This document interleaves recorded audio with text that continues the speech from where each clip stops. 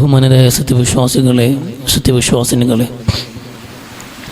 സർവശക്തനായ അള്ളാഹുവിൻ്റെ വിധിവിലക്കുകൾ അനുസരിച്ച് കഴിവിൻ്റെ പരമാവധി ജീവിതത്തിൽ അള്ളാഹുവിനെ തഖ്വ ചെയ്ത് ജീവിക്കണമെന്ന് ആമുഖമായി എന്നോട് നിങ്ങളോട് വസിയത്ത് ചെയ്യുകയാണ്.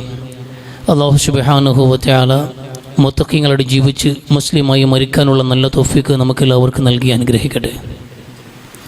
പ്രിയമുള്ളവരെ,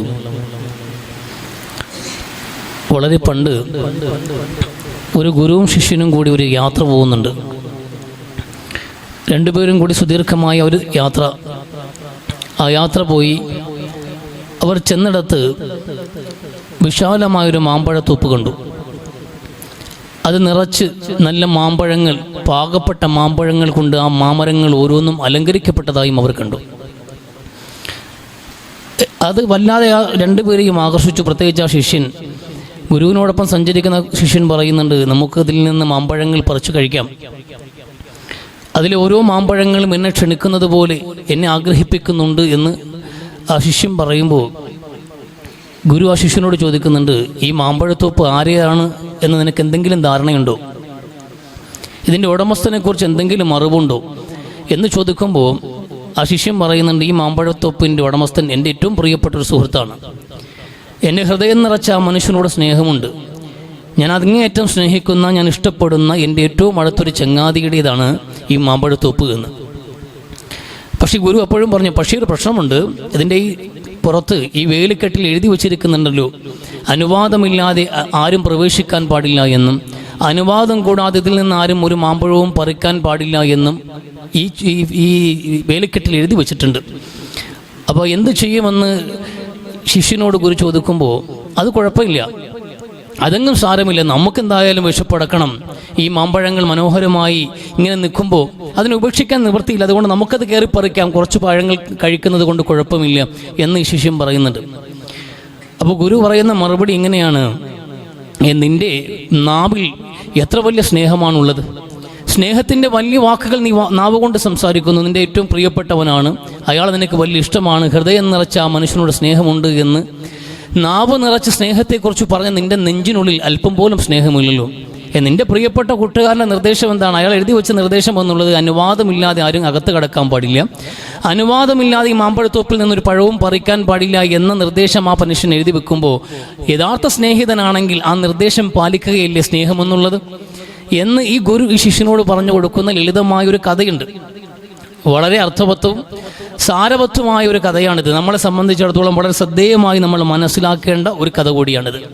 നമ്മളെല്ലാവരും വലിയ സ്നേഹത്തിൻ്റെ അവകാശവാദങ്ങൾ ഉന്നയിക്കുന്നവർ. അപ്പോൾ പ്രത്യേകിച്ച് റബീഉൽ അവ്വൽ മാസമാകുമ്പോൾ നാടൊട്ടാകെ പ്രവാചക സ്നേഹത്തിൻ്റെ അവകാശവാദങ്ങളുമായി മുസ്ലിം ഉമ്മത്തിൽ നിന്ന് ചെറുപ്പക്കാരൊക്കെ തെരുവിലിറങ്ങുന്ന സമയമാണിത്.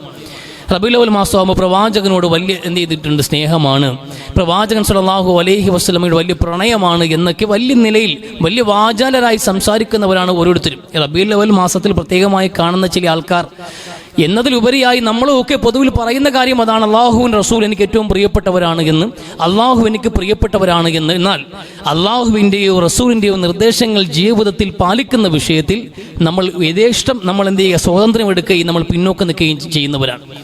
എവിടെയാണ് ഇന്ന് ഇസ്ലാമിനെ സംബന്ധിച്ചിടത്തോളം ഈ സ്നേഹവും അനുസരണവും തമ്മിൽ എന്ത് ബന്ധം? സമ്പൂർണ്ണമായൊരു വിധേയത്വം, ഒരാൾക്ക് കീഴൊടുങ്ങുക എന്നത് എന്ത് സ്നേഹമാണ് എന്നൊരു ചോദ്യമുണ്ടായേക്കാം. സ്നേഹമെന്നുള്ളത് അത് നിരുപാധികമായ ഒരു മനുഷ്യൻ്റെ ഒരു പ്രകടനമായി മാറണം, അല്ലാതെ ഒരാളെ കീഴടങ്ങണം, അനുസരിക്കണം എന്നുള്ളത് സ്നേഹത്തിൻ്റെ ഭാഷ്യമായി നമുക്ക് കണക്കാക്കാൻ കഴിയില്ല. അത് ചില ബന്ധങ്ങൾക്കിടയിൽ അങ്ങനെ തന്നെയായിരിക്കാം. എന്നാൽ ഇസ്ലാമിനെ സംബന്ധിച്ചിടത്തോളം സ്നേഹത്തിൻ്റെ ഭാഷ്യം എന്താണ് എന്ന് വിശുദ്ധ ഖുർആൻ വളരെ വ്യക്തമായും സ്പഷ്ടമായും വിശദീകരിച്ചിട്ടുണ്ട്. ഖുൽ ഇൻ കുൻതും തുഹിബ്ബൂനല്ലാഹ ഫത്തബിഊനി യുഹിബ്ബുകുമുല്ലാഹു യഗ്ഫിർ ലക്കും ദുനൂബക്കും. ഈ വിശുദ്ധ ഖുർആൻ വളരെ ആലി ഇമ്രാനിൽ 31-ാമത്തെ ആയത്തിലൂടെ ഏറ്റവും നല്ല നിലയിൽ അള്ളാഹു ഒരു കാര്യം വിശദീകരിക്കുന്നുണ്ട്. സ്നേഹത്തിൻ്റെ ഭാഷ്യം, അതിൻ്റെ ശൈലി, അതിൻ്റെ സ്വഭാവം എന്തായിരിക്കണമെന്നുള്ളത്.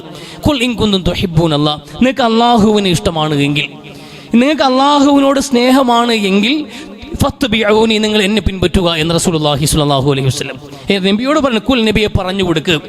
നബി അങ്ങ് പറഞ്ഞു കൊടുക്കണം എങ്ങനെയാണ് ഒരു മനുഷ്യൻ സ്നേഹിക്കേണ്ടത് എന്ന്, സ്നേഹത്തിൻ്റെ ശൈലി എന്താണെന്ന്, സ്നേഹത്തിൻ്റെ ഭാഷ്യം എന്താണെന്ന് പറഞ്ഞു കൊടുക്കും. നബിയെ, നിങ്ങൾക്ക് എന്നോട് സ്നേഹമുണ്ട് എങ്കിൽ നിങ്ങൾ എൻ്റെ പ്രവാചകരെ അനുസരിക്കുക, അദ്ദേഹത്തിന്റെ നിർദ്ദേശങ്ങൾ നിങ്ങൾ ജീവിതത്തിൽ പാലിക്കുക.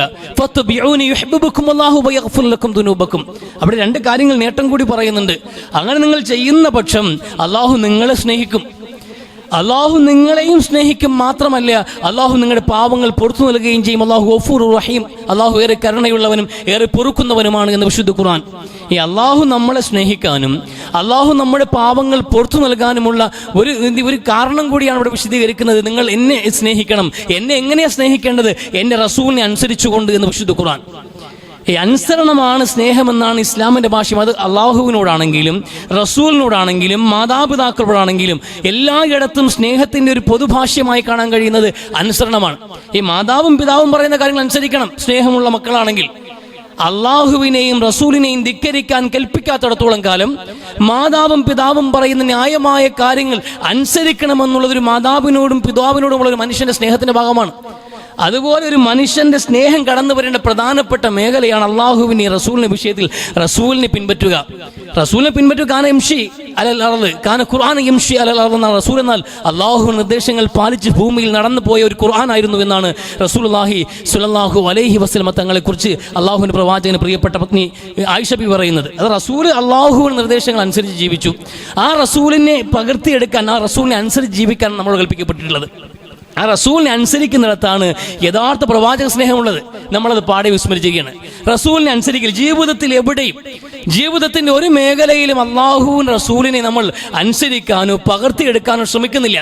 നമ്മൾ സ്നേഹത്തിൻ്റെതായ പുതിയ തലങ്ങൾ പഠിക്കണം, പുതിയ രീതി കണ്ടെത്തുകയാണ്. അതിൽ ഒരു രീതിയും ഇസ്ലാം അനുവദിക്കുന്നില്ല. വൈകാരികമായ ചില രീതികൾ നമ്മൾ സ്വയം കണ്ടെത്തുകയും, പ്രവാചക സ്നേഹമെന്ന് പറയുമ്പോൾ സ്വന്തം മക്കളുടെ ബർത്ത്ഡേ ആഘോഷിക്കുന്നവർക്ക് സ്വന്തം മാതാപിതാക്കളെയും സ്വന്തം ജന്മദിനവും ആഘോഷിക്കുമ്പോൾ എൻ്റെ പ്രിയപ്പെട്ട പ്രവാചകന്റെ ജന്മദിനം ആഘോഷിക്കണ്ടേ, അതല്ലേ സ്നേഹം എന്ന് പറയുന്ന ചില ആൾക്കാരെ കാണാൻ കഴിയും. ഈ അതിവൈകാരികമായ ഒരു ആവേശ പ്രകടനമല്ല ഇസ്ലാമിൽ അള്ളാഹുവിന്റെ പ്രവാചകനുള്ള സ്നേഹം എന്നുള്ളത്. ഈ റസൂലിന്റെ മുമ്പിലേക്ക് വന്ന Abdullah bin Amr bin as എന്ന സഹാബി പ്രവാചകർ സ്വല്ലല്ലാഹു അലൈഹി വസല്ലമയുടെ മുമ്പിലേക്ക് വരുമ്പോൾ പ്രവാചകൻ ചില ചോദ്യങ്ങൾ അദ്ദേഹത്തിന് മുമ്പിൽ വെച്ചു. താങ്കളെ കുറിച്ച് ചില കാര്യങ്ങൾ ഞാൻ കേട്ടറിഞ്ഞിട്ടുണ്ട്. താങ്കൾ രാത്രി മുഴുവൻ നമസ്കരിക്കാൻ തീരുമാനിച്ചു എന്നും പകൽ മുഴുവൻ നോമ്പെടുക്കാൻ തീരുമാനിച്ചു എന്നും ഞാൻ അറിഞ്ഞല്ലോ. വാസ്തവമാണോ എന്ന് റസൂലുള്ളാഹി സ്വല്ലല്ലാഹു അലൈഹി വസല്ലമ, അള്ളാഹുവിന്റെ റസൂൽ സ്വല്ലല്ലാഹു അലൈഹി വസല്ലമ തങ്ങൾ പഠിപ്പിച്ച അധ്യാപനങ്ങൾ ജീവിതത്തിൽ പകർത്താനും പ്രവാചകനോടും അള്ളാഹുവിനോടും അങ്ങേയറ്റത്തെ സ്നേഹം പ്രകടിപ്പിക്കാനും ഒരു മനുഷ്യനെടുത്ത തീരുമാനമാണ്. ഇനി ഉറക്കമേയില്ല, എൻ്റെ രാവുകളിൽ ഉറക്കമില്ല, രാത്രി മുഴുവൻ ഞാൻ നമസ്കരിക്കാൻ തീരുമാനിക്കുന്നു, പകൽ എനിക്ക് ഭക്ഷണമില്ല, പകൽ മുഴുവൻ ഞാൻ നോമ്പെടുക്കാൻ തീരുമാനിച്ചിരിക്കുന്നു എന്നൊരു മനുഷ്യൻ. അല്ലാഹു റസൂൽ സ്വല്ലല്ലാഹു അലൈഹി വസല്ലമ Abdullah bin Amr bin as റളിയല്ലാഹു അൻഹുവിനോട് ചോദിക്കാണ്, ഈ തീരുമാനം എന്ത് അടിസ്ഥാനത്തിൽ എടുത്തു എന്ന്. ഇതെന്റെ അള്ളാഹുവിനോടും റസൂലിനോടുമുള്ള എൻ്റെ തീർത്താൽ തീരാത്ത ആത്മാർത്ഥമായ ബന്ധത്തിന്റെ പേരിലാണെന്ന്. അല്ലാഹു റസൂൽ സ്വല്ലല്ലാഹു അലൈഹി വസല്ലം പറഞ്ഞു, അരുത്, അങ്ങനെ ഒരു നോമ്പില്ല, അങ്ങനെ ഒരു ഉറക്കമൊഴിച്ചിലുമില്ല, അങ്ങനെ നമസ്കാരവുമില്ല എന്ന്. നീ നമസ്കരിക്കണം, നീ ഉറങ്ങുകയും വേണം, നീ നോമ്പെടുക്കണം, നീ നോമ്പ് ഉപേക്ഷിച്ചുകൊണ്ട് പകൽ ഭക്ഷണം കഴിക്കുകയും വേണമെന്ന് റസൂലുള്ളാഹി സ്വല്ലല്ലാഹു അലൈഹി വസല്ലം. കാരണം നിന്റെ കണ്ണുകളോട് നിനക്ക് കടമയുണ്ട്, നിന്റെ ഭാര്യയോട് നിനക്ക് കടമയുണ്ട്, നിന്റെ അവയവങ്ങളോട് നിനക്ക് കടമയുണ്ട്, ഇങ്ങനെ ഓരോന്നിനോടും കടമയുണ്ട് മനുഷ്യരെ എന്ന് അള്ളാഹുവിന്റെ റസൂൽ സ്വല്ലല്ലാഹു അലൈഹി വസല്ലമ. നമ്മൾ ആലോചിക്കുമ്പോൾ ഒരു മനുഷ്യൻ, ഇത്രയും വലിയൊരു മനുഷ്യനെ കാണാണ്, പള്ളിയിൽ എപ്പോഴും പള്ളിയിൽ തന്നെ ഉണ്ട്. അയാൾക്ക് ദുനിയാവ് വേണ്ട, എനിക്ക് ഇനി ഭാര്യ വേണ്ട, മക്കൾ വേണ്ട, ഉമ്മ വേണ്ട, വാപ്പ വേണ്ട, എനിക്കെൻ്റെ അള്ളാഹ് മാത്രം മതി, എനിക്കെൻ്റെ റബ്ബ് എല്ലാ സമയത്തും പള്ളിയിലുണ്ട്, രാത്രി മുഴുവൻ നമസ്കാരമാണ്, പകൽ നോമ്പാണ്. അങ്ങനെ പള്ളിക്കകത്തൊരു മനുഷ്യൻ സദാസമയവും കഴിച്ചു കൂട്ടുന്നുണ്ടെങ്കിൽ നമ്മൾ ജനങ്ങൾ എന്താ കണക്കാക്കുക? അവനാണ് ഏറ്റവും വലിയ അള്ളാഹുവിനെ സ്നേഹിക്കുന്ന മനുഷ്യനെന്ന്. അവനാ ഏറ്റവും കൂടുതൽ അള്ളാഹുവിനെ സ്നേഹിച്ചത്. ദുനിയാവുമായിട്ടൊരു ബന്ധവുമില്ല. അവൻ പണിക്ക് പോകുന്നതിനെ കുറിച്ചോ പണം ഉണ്ടാക്കുന്നതിനെ കുറിച്ചോ മാതാവ്, പിതാവ്, മക്കൾ, അങ്ങനെയുള്ള കടപ്പാടുകൾ, കടമകൾ, ബന്ധങ്ങൾ ഒന്നുമില്ല. എല്ലാ നൂലാമാലകളിൽ നിന്നും മാറി നിന്നുകൊണ്ട് അള്ളാഹുവേ ശരണമെന്ന് ചിന്തിച്ചുകൊണ്ടൊരു മനുഷ്യൻ അള്ളാഹുവിന് വേണ്ടി നമസ്കരിച്ചും നോമ്പെടുത്തും ആരാധനാലയങ്ങളിൽ കഴിച്ചു കൂട്ടുന്നുണ്ട് എങ്കിൽ അവനേക്കാൾ തീവ്രമായി അള്ളാഹുവിനെ സ്നേഹിച്ചവർ ആര് എന്നൊരു ചോദ്യം നമ്മുടെ മുമ്പിലേക്ക് വന്നേക്കാം. സത്യത്തിൽ അവർ അള്ളാഹുവിനെ സ്നേഹിച്ചിട്ടില്ല എന്ന് അള്ളാഹു പറയുന്നത്. റബ്ബ് പറയുന്നത്, നിങ്ങൾ എനിക്ക് വേണ്ടി മാറിയിരിക്കാനും എനിക്ക് വേണ്ടി നമസ്കരിക്കാനും എനിക്ക് വേണ്ടി നോമ്പെടുക്കാനും നിങ്ങൾ തീരുമാനിച്ചാൽ നിങ്ങൾ എന്നെ സ്നേഹിക്കുന്നവരല്ല. നിങ്ങൾ എന്നെ സ്നേഹിക്കുന്നുണ്ട് എങ്കിൽ എന്നെ റസൂലിനെ പിൻപറ്റൂ എന്ന്. അള്ളാഹുവിന്റെ റസൂൽ സ്വല്ലല്ലാഹു അലൈഹി വസല്ലം അങ്ങാടിയിൽ ഇറങ്ങാറുണ്ട്, ഉപജീവനം കണ്ടെത്താറുണ്ട്, ഭാര്യാഭർത്തൃ ബന്ധത്തിൽ ഏർപ്പെടാറുണ്ട്, മക്കളെ പോറ്റി വളർത്താറുണ്ട്, കടമകളും കടപ്പാടുകളും നിർവഹിക്കാറുണ്ട്. അങ്ങനെ എല്ലായിടത്തും റസൂലുണ്ട്. ഉറങ്ങുന്നുണ്ട് റസൂല്, നിസ്കരിക്കുന്നുമുണ്ട് റസൂല്. റസൂൽ നോമ്പ് അനുഷ്ഠിക്കുന്നുമുണ്ട്, നോമ്പ് ഒഴിവാക്കുന്നുമുണ്ട് റസൂലുള്ളാഹി സ്വല്ലല്ലാഹു അലൈഹി വസല്ലമ. അങ്ങനെ ഒരു സാധാരണ പച്ച മനുഷ്യനായി എല്ലാ ബന്ധങ്ങളും ചേർത്ത് പിടിച്ചുകൊണ്ട് ജീവിക്കുക, അതാണ് ശരിയെന്ന് നോക്കൂ. അതിതീവ്രമായ ആരാധനാ രീതികളെ എപ്പോഴും റസൂൽ വിലക്കാണ് സ്നേഹത്തിന്റെ പേരിൽ. 3 പേര് വന്നിട്ട് പ്രവാചകന്റെ അമലുകളെ കുറിച്ച് അന്വേഷിച്ചിട്ട് അവർ പൂർണ്ണമായി ചില തീരുമാനങ്ങൾ എടുക്കുന്നു. എൻ്റെ ജീവിതത്തിൽ വിവാഹമില്ല എന്ന്, എൻ്റെ ജീവിതത്തിൽ ഇനി ഉറക്കമില്ല എന്ന്, എൻ്റെ ജീവിതത്തിൽ ഇനി നോമ്പല്ലാതെ ഭക്ഷണം കഴിക്കുന്ന പരിപാടിയില്ല എന്ന്, അങ്ങനെ ചില തീരുമാനങ്ങൾ എടുത്ത് ചില ആൾക്കാരെയും അല്ലാഹു റസൂൽ തിരുത്തുന്നു പാടില്ല എന്ന്. അങ്ങനെ അത് തീവ്രമായി നിങ്ങൾ നിങ്ങളുടേതായ ശൈലിയിൽ പുതിയൊരു സ്നേഹത്തിന്റെ രൂപം നിങ്ങൾ കൽപ്പിച്ചെടുത്താൽ അത് ഇസ്ലാം അനുവദിക്കുന്നില്ല എന്ന്. എങ്ങനെ സ്നേഹിക്കേണ്ടതെന്ന് പോലും അല്ലാഹു പഠിപ്പിക്കുന്നു. എങ്ങനെ റസൂലിനെ സ്നേഹിക്കേണ്ടത്? നിങ്ങൾ ചില രീതികൾ കണ്ടെത്തുക, അധിക വൈകാരികമായ ചില തലങ്ങൾ. അത് നമസ്കാരത്തിന്റെ രൂപത്തിലാണെങ്കിൽ ഇസ്ലാം അനുവദിക്കുന്നില്ല. റസൂലിനെയും അള്ളാഹുവിനെയും സ്നേഹിക്കാൻ വേണ്ടി നിങ്ങൾ നമസ്കാരത്തിന്റെ രൂപത്തിൽ വൈകാരികമായ ഒരു ആവേശം കാണിച്ചാലും അള്ളാഹു അനുവദിക്കുന്നില്ല. നോമ്പിന്റെ പേരിൽ കടന്നു പോന്നാലും അനുവദിക്കില്ല. ഇനി വിവാഹം ഒഴിവാക്കിയിട്ട് ബന്ധങ്ങളെല്ലാം ഒഴിവാക്കി അള്ളാഹുവെ ശരണം എന്ന രീതിയിൽ മാറിയിരിക്കാൻ ഒരു സന്യാസത്തിൽ നിങ്ങൾ ഒരുങ്ങിയാൽ അതും അള്ളാഹു അനുവദിക്കുന്നില്ല. ഇതെങ്ങും സ്നേഹമല്ല എന്ന് പറയുമ്പോൾ അള്ളാഹുവോ റസൂലോ അനുവദിക്കാത്ത ചില ആഘോഷങ്ങൾ നടപ്പിലാക്കിയാൽ എങ്ങനെ അനുവദിക്കും? ഈ നിസ്കാരം അള്ളാഹു പഠിപ്പിച്ചു, റസൂല് പഠിപ്പിച്ചു. നോമ്പ് അള്ളാഹു പഠിപ്പിക്കുന്നു, റസൂല് പഠിപ്പിക്കുന്നു. ഈ കാര്യങ്ങൾ അല്പം കൂടി അളവ് കൂട്ടി ചെയ്യാൻ പോയപ്പോൾ പോലും അനുവദിക്കാത്ത ഇസ്ലാം പഠിപ്പിക്കാത്തൊരു കാര്യം, ജന്മദിനത്തിന് പേരിൽ ആഘോഷങ്ങൾ എന്ന രീതിയിൽ ഒരു തത്വം ഇസ്ലാം പഠിപ്പിച്ചിട്ടില്ല. ഒരു കാര്യവും ഇസ്ലാം ഒരിക്കൽ പോലും പഠിപ്പിച്ചിട്ടില്ല. അങ്ങനെ ഇസ്ലാം പഠിപ്പിക്കാത്തൊരു കാര്യത്തെ ഏറ്റെടുക്കാനും നടപ്പിലാക്കാനും ശ്രമിക്കുക എന്നുള്ളത് ഏതർത്ഥത്തിൽ നിങ്ങൾ വ്യാഖ്യാനിച്ചാലും സ്നേഹമാകില്ല. അത് ജനങ്ങൾ തിരിച്ചറിയേണ്ട ഒരു യാഥാർത്ഥ്യമാണ്. അത് ചില ആൾക്കാർ വാക്കുകൾ കൊണ്ട് അതിനെ എന്ത് ചെയ്യും, ഭംഗിയാക്കാനും വാക്കുകൾ കൊണ്ട് അതിനെ സ്ഥാപിക്കാനും വലിയ ശ്രമം നടത്താറുണ്ട്. ഈ അള്ളാഹുവിന്റെ റസൂലല്ലേ, നമ്മുടെ പ്രിയപ്പെട്ട നബിയല്ലേ, നമ്മുടെ പ്രിയപ്പെട്ട നബി ഈസാ നബി അലൈഹി ഇസ്ലാമിന്റെ പേരിൽ ക്രിസ്ത്യാനികൾ ആഘോഷിക്കുമ്പോൾ, നമ്മുടെയൊക്കെ മക്കളുടെ ബർത്ത്ഡേകൾ നമ്മൾ ആഘോഷിക്കുമ്പോൾ, നമ്മുടെ മാതാപിതാക്കളുടെ ജന്മദിനങ്ങൾ കേക്ക് മുറിച്ച് ആഘോഷിക്കുമ്പോൾ, നമ്മുടെ ജന്മദിനങ്ങൾ പോലും ആഘോഷിക്കുമ്പോൾ എന്തുകൊണ്ട് നമുക്ക് ഏറ്റവും പ്രിയപ്പെട്ട പ്രവാചകന്റെ വിഷയത്തിൽ ഒരു ആഘോഷം പാടില്ല? അതെവിടെയാണ് യുക്തി എന്ന് ചോദിക്കുന്നുണ്ട്. അള്ളാഹു പറഞ്ഞതും റസൂൽ പറഞ്ഞതും യുക്തിയല്ല മനുഷ്യരെ. എന്ന് പറഞ്ഞതുപോലെ യുക്തിയാണ് മതമെങ്കിൽ തീർച്ചയായിട്ടും മൂത്രമൊഴിക്കുന്നവൻ അവൻ കുളിച്ചു വൃത്തിയാകണമെന്ന് കൽപ്പിക്കുമായിരുന്നു എന്ന് അലി ഇബ്നു അബി ത്വാലിബ് പറഞ്ഞതുപോലെ അതല്ല. അനുസരണമാണ് ദീൻ എന്നുള്ളത്. അള്ളാഹുവും റസൂൽ എന്ന് പറഞ്ഞോ, അള്ളാഹുവും റസൂൽ എന്ന് പറയുന്നുണ്ട്, അത് അനുസരിക്കുക എന്നതാണ്. റസൂലിന്റെ ജീവിതത്തിൽ എവിടെയും നമുക്ക് കാണാൻ കഴിയില്ല. പ്രവാചകന്റെ സഹാബത്തിന്റെ ജീവിതത്തിൽ നമുക്ക് കാണാൻ കഴിയില്ല. അവർക്ക് അങ്ങനെ സ്നേഹം അറിയത്തില്ല. അല്ലാത്ത രൂപത്തിൽ നിങ്ങൾ നോക്കൂ, അവർ അർപ്പിച്ച സ്നേഹത്തിനോളം വരുന്ന സ്നേഹം എവിടെ കാണാൻ കഴിയും? സഹാബത്തിന്റെ സ്നേഹത്തിനോളം, അവർ പ്രകടിപ്പിച്ച സ്നേഹത്തോളം ചേർന്ന് നിൽക്കുന്ന ഒരു സ്നേഹവും ലോകത്തിന് കാണാൻ കഴിയില്ല. അത്രമേൽ റസൂലിനെ സ്നേഹിച്ചു സഹാബാക്കൾ. പ്രവാചകന്റെ നേരെ വന്ന അസ്ത്രങ്ങൾക്ക് മുമ്പിൽ സ്വന്തം പിരിമാറ് കാണിച്ചു കൊടുത്തിന് ഹരിക്കയാ റസൂലല്ലാഹ്, അങ്ങയുടെ നെഞ്ചിന് മീതെ എന്റെ നെഞ്ചുണ്ട്, ഞാൻ പിടഞ്ഞു വീഴാതെ അങ്ങ് മരിക്കില്ല നബി, അങ്ങക്കൊരു പോർല് പോലും ഏൽക്കില്ല, ഞാൻ മരിക്കുവോളം അങ്ങക്കൊരു കവചമായി, ഒരു പരിചയായി ഈ തുൽഹയുടെ നെഞ്ചുവടെ ഉണ്ട് എന്ന് അല്ലാഹുവിൻ റസൂലിന് വേണ്ടി ജീവൻ സമർപ്പിക്കാൻ തയ്യാറായ സഹാബാക്കൾ. ഈ പ്രവാചകന്റെ ചില ഇഷ്ടങ്ങൾ പോലും, പ്രവാചകന് ചെറിയ ചെറിയ ഇഷ്ടങ്ങൾ പോലും മനസ്സിലാക്കിയിട്ട് ആ ഇഷ്ടങ്ങൾ കൂടി ജീവിതത്തിന്റെ ഭാഗമാക്കിയ വൈകാരികമായ സ്നേഹങ്ങളും കാണാൻ കഴിയും. ഈ കക്കരിക്ക റസൂലുള്ളാഹി ഒരു ഭക്ഷണത്തലികയിൽ നിന്ന് കക്കരിക്ക തെരഞ്ഞു പിടിച്ച് കഴിക്കുന്നത് കണ്ടപ്പോ പ്രവാചകൻ അത് ഇഷ്ടമാണ് എന്ന് മനസ്സിലാക്കിയിട്ട് തന്റെ ഭക്ഷണത്തിന്റെ പ്രധാന ഭാഗമായി പിൽക്കാലത്ത് ഇബ്നു ഉമർ റളിയല്ലാഹു അൻഹു കക്കരിക്ക മാറ്റുന്നുണ്ട്. എന്തുകൊണ്ട് ഞാൻ കക്കരിക്ക അധികമായി കഴിക്കുന്നു എന്നറിയുമോ? എന്റെ റസൂൽ അത് ഇഷ്ടമായിരുന്നു എന്ന്. അത് വലിയ സുന്നത്തല്ല. കക്കരിക്ക റസൂലിന് അത് വ്യക്തിപരമായൊരു ഇഷ്ടമാണ്, വ്യക്തിപരമായൊരു സ്വാതന്ത്ര്യമാണ്. അതുകൊണ്ട് അത് കഴിച്ചാൽ പുണ്യമുണ്ട് എന്നതല്ല. എന്നാൽ പോലും ഈ ഒരു വൈകാരികമായി പ്രവാചകനുള്ള പ്രിയത്തിന്റെ പേരിൽ അത് പകർത്താൻ അല്ലെങ്കിൽ അത് ജീവിതത്തിലേക്ക് ചേർത്ത് റസൂലിന് മധുരം ഇഷ്ടമായതുകൊണ്ട് മധുരം ഇഷ്ടപ്പെടാൻ താല്പര്യപ്പെട്ടവർ, അതൊക്കെ ഒരു വൈകാരികമായ തലമാണ്. അല്ലാതെ അതിലൊന്നും പുണ്യമുണ്ടായിട്ടല്ല. അത് പ്രത്യേകമായി പ്രതിഫലം കിട്ടുന്ന സുന്നത്തായത് കൊണ്ടല്ല. റസൂലിനെ അത്രമേൽ ഒപ്പിയെടുക്കാൻ, പ്രവാചകനെ ഇഷ്ടപ്പെടാൻ ആഗ്രഹിച്ചവരാണ് സഹാബാക്കൾ. ഏറ്റവും നിർണായക ഘട്ടത്തിൽ റസൂൽ ഒരു സഹാബിയോട് നിനക്ക് എന്തെങ്കിലും ഉണ്ടെങ്കിൽ ചോദിക്കണമെന്ന് പറഞ്ഞ സംഭവം നമുക്കറിയാം. റബീഅത്ത് ബിൻ കഅബ് റളിയല്ലാഹു അൻഹു അസ്അലുക മുറാഫഖതക ഫിൽ ജന്ന എന്ന്, എനിക്ക് ഒന്നേ ചോദിക്കാനുള്ള നബിയെ, ഈ ബന്ധമുണ്ടല്ലോ, ഈ സൗഹൃദം എനിക്ക് അങ്ങോട്ട് കിട്ടി, ഈ ദുനിയാവിലെ സൗഹൃദം നാളെ പരലോകത്തും സ്വർഗത്തിലും ഉണ്ടാകണമെന്ന് ഞാൻ ആശിക്കുന്നു എന്ന്. അതെനിക്ക് ചോദിക്കാനുള്ളതെന്ന്. നാളെ പരലോകത്തും ഈ ചങ്ങാത്തവും സൗഹൃദവും അങ്ങയുമായിട്ടുള്ള ഈ സൗഹൃദമാണ് ഞാൻ ആഗ്രഹിക്കുന്നത് എന്ന് ഒരു സഹാബി ചോദിക്കുപോകുമായി മാറുക. ആ അവസ്ഥയിൽ റസൂലിനെ സ്നേഹിച്ചവരവര്. എന്നിട്ട് അവരെന്തേ മറന്നുപോയത്? ആ ജന്മദിനം ആഘോഷിക്കാൻ അവരെന്താ ശ്രദ്ധിക്കാതെ പോയത്? ഗൗരവത്തോട് ആലോചിക്കേണ്ട വിഷയമല്ലേ? പക്ഷെ നമ്മൾ ആലോചിക്കില്ല അവരെക്കാൾ മീതെയാണ് നമ്മളെന്ന്. അവർ ഓരോന്നും ഓരോ ഇഞ്ച് ബൈ ഇഞ്ച് റസൂലുള്ളാഹി സ്വല്ലല്ലാഹു അലൈഹി വസല്ലം തങ്ങൾ പഠിപ്പിച്ച കാര്യങ്ങൾ പകർത്തിയെടുക്കാൻ ശ്രമിക്കുകയാണ്. അതായിരുന്നു അവരെ മത്സര ബുദ്ധി. നോക്കൂ, സുഹൈൽ ബിൻ അംർ റളിയല്ലാഹു തആല അൻഹു ഈ മക്ക കാലഘട്ടത്തിൽ ഇസ്ലാമിന് ഏറ്റവും കൂടുതൽ വെല്ലുവിളി നേരിടേണ്ടി വന്ന വ്യക്തിയാണ്. ഇസ്ലാമിന്റെ കൊടിയ ശത്രു, അതിസമർത്ഥമായി സംസാരിക്കാൻ കഴിയുന്നവൻ, പ്രഭാഷണത്തിൽ മായയുണ്ട് എന്ന് പറഞ്ഞ ഇന്നഫിൽ ബയാനിൽ അശ്ഹറ എന്ന് പറഞ്ഞ ആ വാക്കുകൾ അനർത്ഥമാക്കുന്ന വ്യക്തി. അയാളുടെ വാക്കുകൾക്ക് വലിയൊരു മാസ്മരികതയുണ്ട്. ഈ അള്ളാഹുവിന്റെ റസൂൽ സ്വല്ലല്ലാഹു അലൈഹി വസല്ലം തങ്ങളെയും മുസ്ലിമീങ്ങളെയും വേട്ടയാടുന്നതിൽ ആ നാവ് വല്ലാതെ പ്രവർത്തിച്ചിട്ടുണ്ട്. പല ഘട്ടങ്ങളിൽ വിശ്വാസികൾക്കെതിരിൽ ശത്രുക്കളെ അണിനിരത്തുന്നതിൽ ഈ സുഹൈൽ ബിൻ അംറിന്റെ നാവുകൾ വല്ലാതെ പ്രവർത്തിച്ചിട്ടുണ്ട് കാലഘട്ടത്തിൽ. എത്രത്തോളം ഹുദൈബിയ സന്ധിയിലേക്ക് വരുമ്പോൾ ആ സന്ധിയുടെ ഭാഗമായി മക്കക്കാരെ പ്രതിനിധീകരിച്ച് ആ സന്ധിയിൽ എഴുതാൻ വേണ്ടി നിയോഗിക്കപ്പെട്ട വ്യക്തി സുഹൈൽ ബിൻ അംർ. വലിയ ബുദ്ധികൂർമ്മതയും സമർത്ഥനുമായ മനുഷ്യന്റെ മുമ്പിൽ വെച്ച് ആ സന്ധി എഴുതപ്പെട്ടു. ആ സന്ധിയുടെ ആദ്യ വാക്ക് മുഹമ്മദ് റസൂലില്ല എന്ന്. മുഹമ്മദ് റസൂലുള്ള, അള്ളാഹു റസൂലായ മുഹമ്മദ് നബിയിൽ നിന്നും അതോടൊപ്പം മക്കയിൽ ഇന്ന ആളും തമ്മിൽ എഴുതുന്ന കരാറെന്ന്. ആ കരാർ എഴുതി തുടങ്ങിയപ്പോൾ നിങ്ങൾ റസൂലുള്ളയാണെന്ന് ഞങ്ങൾ വിശ്വസിച്ചാൽ ഈ ചർച്ചയുടെ പോലും പ്രസക്തിയില്ല. ഈ കരാർ എഴുതുമ്പോൾ നിങ്ങൾ റസൂൽ ഞങ്ങൾ അംഗീകരിച്ചിട്ടില്ലല്ലോ, പിന്നെ ഈ വാക്ക് ഒഴിവാക്കണം. മുഹമ്മദ് റസൂലുള്ള എന്ന് ഈ വാക്ക് ഇവിടെ എഴുതാൻ പറ്റില്ല എന്ന് എഴുതിയ വാക്ക് റസൂൽ എന്ന വാക്ക് വെട്ടിക്കുന്നു. ശഹാബക്ക് സഹിക്കാൻ കഴിയാത്തൊരു നിമിഷമാണ് ഹുദൈബിയ സന്ധി, നമുക്കറിയാവുന്നതാണ്.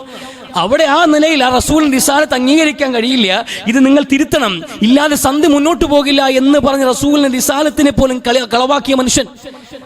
പക്ഷേ ബദർ യുദ്ധം നടന്നു. ബദർ യുദ്ധത്തിൽ പിടിക്കപ്പെട്ടവർക്കിടയിൽ 70 പേർക്കിടയിൽ ഈ വ്യക്തിയും ഉണ്ടായിരുന്നു. അന്ന് ഉമർ റളിയല്ലാഹു അൻഹു പറഞ്ഞ വാചകം ഇതാണ്: ഇത്രയും കാലം റസൂലെ അങ്ങയെ വേട്ടയാടിയ, അങ്ങയെ അപകീർത്തിപ്പെടുത്തിയ മുസ്ലിമീങ്ങളെ വളരെ വംശീയമായി ഉന്മൂലനം ചെയ്യാൻ വേണ്ടി പ്രവർത്തിച്ചിട്ടുള്ള ഈ സുഹൈൽ ബിൻ അംറിന്റെ മുൻപല്ലുകൾ ഇടിച്ചു നിരത്താൻ, അതൊക്കെ ഇടിച്ച് താഴ്ത്തിയിടാൻ, അത് പൊട്ടിച്ചു കളയാൻ അനുവാദം എനിക്ക് നൽകണം. ഇവന് എല്ലാവരെയും വിടുന്നത് പോലെ ഇവന് വിടാൻ കഴിയില്ല.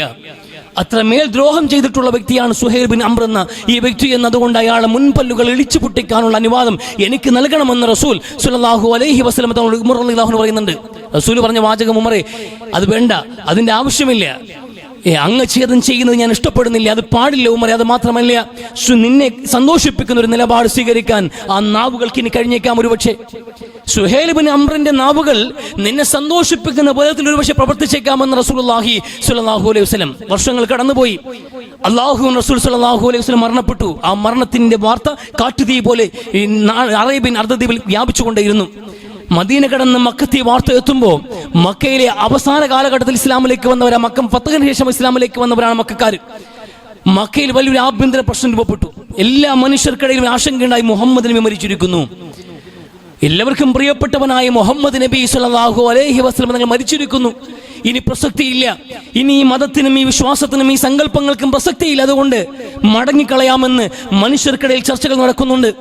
അങ്ങനെ വലിയ ചർച്ചകൾ, മുഖമൂലകൾ നടന്നു. ജനങ്ങൾ തെരുവോരങ്ങൾ കീഴടക്കി. ആ അവസ്ഥയിൽ ഉണ്ടായപ്പോൾ തീർച്ചയായിട്ടും മക്കയുടെ നേതാവായി ഗവർണറായി നിയോഗിക്കപ്പെട്ട വ്യക്തി ഉൾവലിഞ്ഞു. അയാൾ രഹസ്യ സംഗീതത്തിലേക്ക് മാറിപ്പോകേണ്ടി വന്നു. ആ സമയത്ത് സുഹൈൽ ബിൻ അംർ റളിയല്ലാഹു അൻഹു മക്കയിൽ കയറി നിന്നിട്ട് കഅബാലയത്തിന്റെ മുകളിൽ കയറി ജനങ്ങളെ വിളിച്ചുകൂട്ടി. ജനങ്ങളെല്ലാം വിളിച്ചുകൂട്ടിയിട്ട് മങ്കാന ലഹു മുഹമ്മദിൻ ഇലാഹു ഫഖദ് മാത്, ആരാണോ ഇതുവരെയും മുഹമ്മദ് നബിയെ ആരാധിച്ചു വന്നത് അവരോട് പറയാനുള്ള ഇതാണ്: ആ മനുഷ്യൻ മരിച്ചിരിക്കുന്നുവെന്ന്. എന്നാൽ ആ പ്രവാചകത്വമാണ് നിങ്ങൾ അംഗീകരിച്ചതെങ്കിൽ, ആ അല്ലാഹു റസൂലിനെയാണ് നിങ്ങൾ അംഗീകരിച്ചതെങ്കിൽ, ആ പ്രവാചകന്റെ അധ്യാപനങ്ങൾ മനസ്സിലാക്കുക. അല്ലാഹുവിനെയാണ് നിങ്ങൾ ആരാധിച്ചു കൊണ്ടിരിക്കുന്നത്. ആ അല്ലാഹുവാണെങ്കിൽ ഒരിക്കലും മരണമില്ലാത്തവനാണവൻ. അതുകൊണ്ട് അല്ലാഹുവിനെ ആരാധിക്കണം. റസൂലിന്റെ വിയോഗത്തോടെ പിരിഞ്ഞു പോകേണ്ടവരല്ല നമ്മൾ തകർന്നടിയേണ്ടവരല്ല എന്ന് ഉഗ്രമായൊരു പ്രഭാഷണം നടത്തിയിട്ട് ആ മനുഷ്യൻ വിശ്വാസികളെ തിരിച്ചുപിടിക്കുന്നുണ്ട്. മദീനയിൽ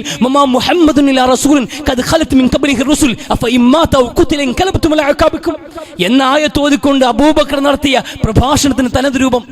അതേ രീതിയിൽ തന്നെയാണ് സുഹൈൽ ഇബ്നു അംർ ശബ്ദിക്കുന്നത്. നോക്കൂ, റസൂലിനോട് ഒരു കാലത്ത് ആ പ്രവാചകൻ റിസാലത്തിനെ പോലും ധിക്കരിച്ചൊരു മനുഷ്യൻ റസൂൽ മരണപ്പെട്ട് കഴിയുമ്പോൾ പ്രവാചകന്റെ അധ്യാപനങ്ങൾ നെഞ്ചിലേറ്റിയിട്ട് ഒരു സമൂഹത്തെ മുഴുവനും പിടിച്ചു കെട്ടാൻ കഴിഞ്ഞിട്ടുണ്ട് ആ വ്യക്തിക്ക്.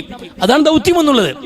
റസൂൽ പോയെങ്കിൽ എന്ത്? റസൂൽ പഠിപ്പിച്ച അധ്യാപനങ്ങൾ രണ്ട് കാര്യങ്ങൾ അള്ളാഹു എന്താ പഠിപ്പിച്ചു? റസൂലിന്റെ ജീവിതവും വിശുദ്ധ ഖുർആൻ നമ്മളെ ഏൽപ്പിച്ചു പോയിട്ടുണ്ട്. ആ പ്രവാചകൻ പഠിപ്പിച്ചത് അള്ളാഹുവാണ് ആരാധ്യനെന്ന്, ആ റബ്ബിനെ ആരാധിക്കാൻ, അതിൽ തിരിച്ചു വരാൻ. അതാ റസൂലിനോടുള്ള തീവ്രമായ ഒരു മനുഷ്യന്റെ സ്നേഹം. തീവ്രമായി എന്ന് റസൂൽ മരിച്ചു അതുകൊണ്ടെല്ലാം അവസാനിച്ചു എന്നല്ല. റസൂൽ എന്ന വ്യക്തിയാണ് മരണപ്പെട്ടിരിക്കുന്നത്. പ്രവാചകന്റെ കർമ്മവും കർത്തവ്യവും ഇവിടെ അവസാനിക്കുന്നില്ല. പ്രവാചകൻ പ്രവർത്തിച്ചു വെച്ച കാര്യങ്ങൾ ഇവിടെ നമ്മുടെ മുമ്പിലുണ്ട്. ഒരു ദീൻ നമ്മളെ പഠിപ്പിച്ചു പോയിട്ടുണ്ട്. അത് ഏറ്റെടുക്കലാണ്. കുൽ ഇൻ കുന്തും തുഹിബ്ബൂനല്ലാഹ ഫത്തബിഊനി. നമ്മുടെ ദൗത്യം അതാണ്, പ്രവാചകനെ അനുസരിക്കുക എന്നത്, പ്രവാചകന്റെ ജീവിതത്തിന്റെ ചര്യകളെ പാലിച്ചെടുക്കുക എന്നുള്ളത്. ഈ പ്രവാചകന്റെ ഉണർച്ച മുതൽ ഉറങ്ങുന്നത് വരെയും റസൂലിന്റെ ജീവിതത്തിൽ നമുക്ക് മാതൃകയുണ്ട്. ഒരു മനുഷ്യൻ ഉണരുമ്പോൾ എങ്ങനെ ഉണരണമെന്ന്, ഒരു മനുഷ്യൻ എങ്ങനെയാണ് പ്രാഥമിക ആവശ്യങ്ങൾ നിർവഹിക്കേണ്ടതെന്ന്, അത് റസൂലിന്റെ മുമ്പിൽ സഹാബാക്കൾ റസൂലിനെ കുറിച്ച് വിമർശനം പറയുന്നവർ പോലും വന്നല്ലോ സഹാബത്തിന്റെ മുമ്പിലേക്ക്. സത്യനിഷേധികൾ വന്നിട്ട് നിങ്ങളുടെ പ്രവാചകൻ എന്താ പഠിപ്പിക്കുന്നത്? ബാത്റൂമിൽ പോകാൻ പഠിപ്പിക്കുന്ന ആളാണോ?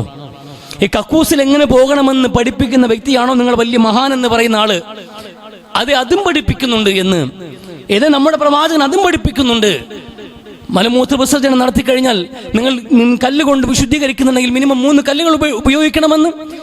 അത് കണക്കിന് എല്ലുകളോ മറ്റു മൃഗങ്ങളുടെ വിസർജ്യങ്ങൾ ഉണങ്ങിയതോ കൊണ്ട് നിങ്ങൾ ശുദ്ധീകരണം നടത്താൻ പാടില്ല എന്ന് അത് അത്രത്തോളം പഠിപ്പിക്കുന്നു നമ്മുടെ നബി എന്ന് സഹാബാക്കൾ അഭിമാനത്തോടെ മറുപടി പറഞ്ഞത്. നമ്മൾ പല്ല് തേക്കുന്ന വിഷയത്തിൽ പോലും ദന്ത ശുദ്ധീകരണം എന്നത് പോലും പ്രവാചകൻ ജീവിതശീലമായി പഠിപ്പിച്ചു പോയി.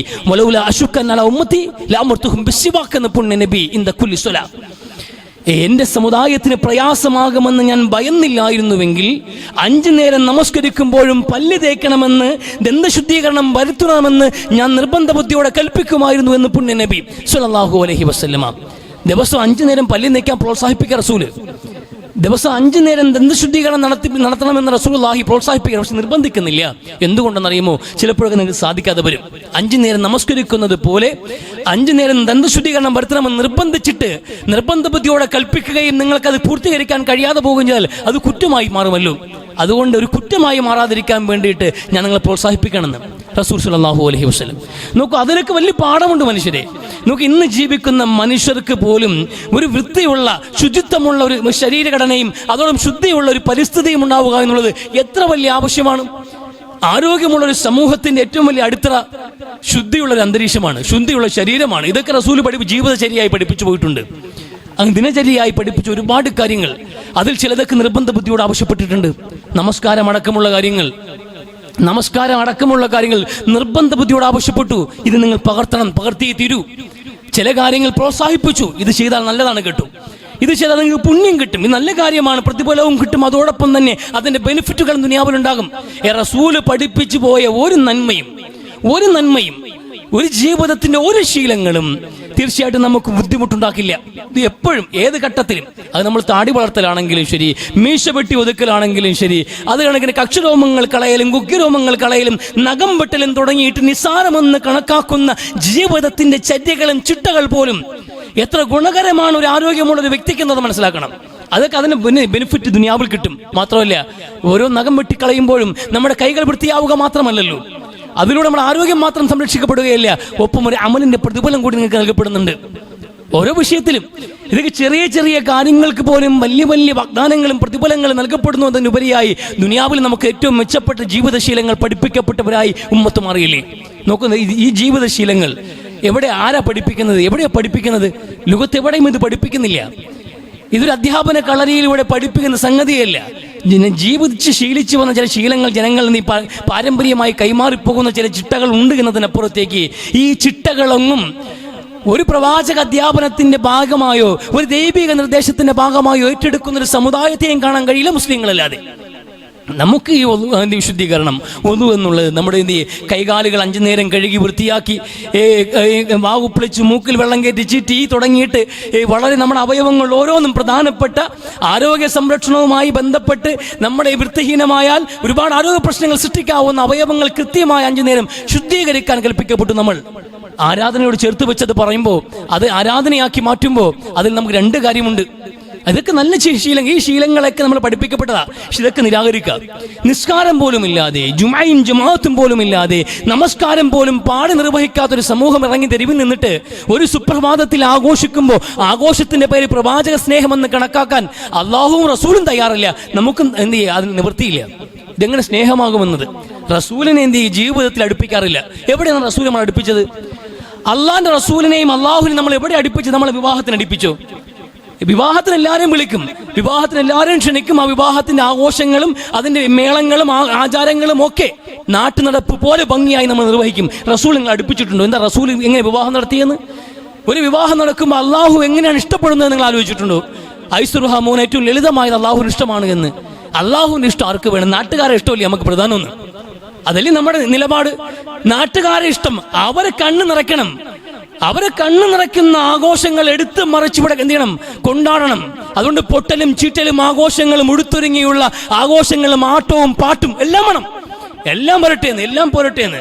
ഇവിടെ എന്താ അള്ളാഹുവിന് ഇഷ്ടം? ഇല്ല, അള്ളാഹുവിന് റസൂലിലേക്ക് ഇഷ്ടം അവരെ ഭാഗത്തിരിക്കട്ടെ എന്ന്. ജീവിതത്തിൽ എവിടെയും അള്ളാഹു റസൂലില്ല. കച്ചവടത്തിലുണ്ടോ? ഈ കച്ചവടം അള്ളാഹുവിന് റസൂലിന് ഇഷ്ടമില്ല എന്ന്.